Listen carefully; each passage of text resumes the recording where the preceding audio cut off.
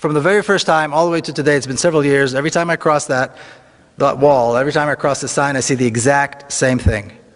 I see traffic jams, I see children going to school, which is probably the most common sight in Palestinian areas, is children coming and going to school.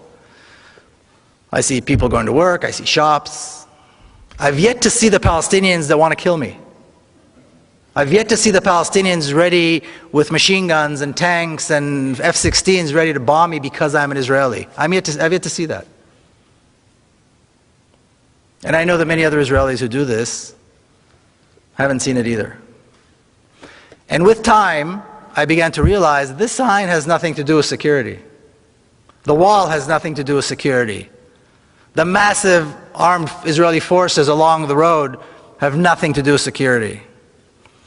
The terrorizing and harassment that Palestinian Israelis go through when they go through Tel Aviv airport, the humiliating process that they have to go through, they have to endure every time they decide to leave and go overseas, has nothing to do with security.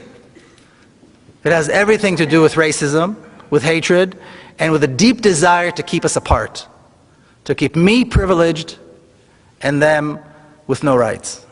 That's the name of the game. That's what it's all about.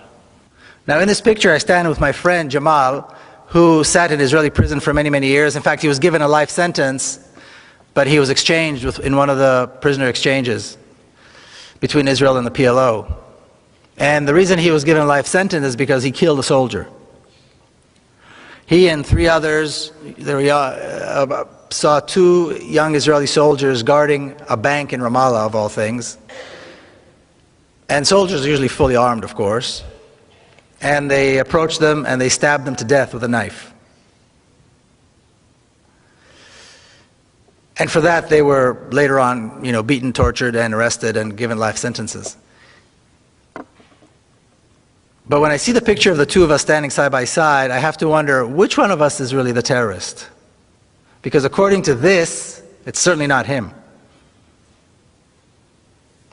I, on the other hand, served in the Israeli army, an army of occupation, an army of oppression, an army whose sole purpose is to make sure that he does not have a state, he does not have rights, and he dare not resist. So yes, my army has uniforms and commanders and generals, but which one of us is really the terrorist? I'll give you one example. Almost exactly 4 years ago, as Israel began its attack on Gaza, September the 27th, 2008, at 11:25 in the morning.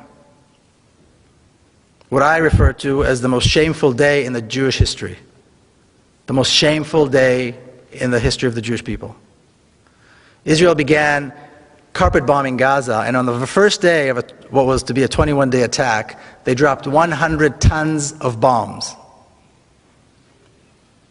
Okay, a 1-ton bomb will decimate an entire city block. Gaza is one of the most densely populated places in the world. 800,000 children live in Gaza. 11:25 is exactly the time when the morning school shift and the afternoon school shift change. So all the kids are in the streets. All the children are on the streets. That was the moment decided by the decision makers in Israel to begin the attack. This was the first day of a 21-day slaughter that had absolutely no justification. If that's not terrorism, I don't know what is.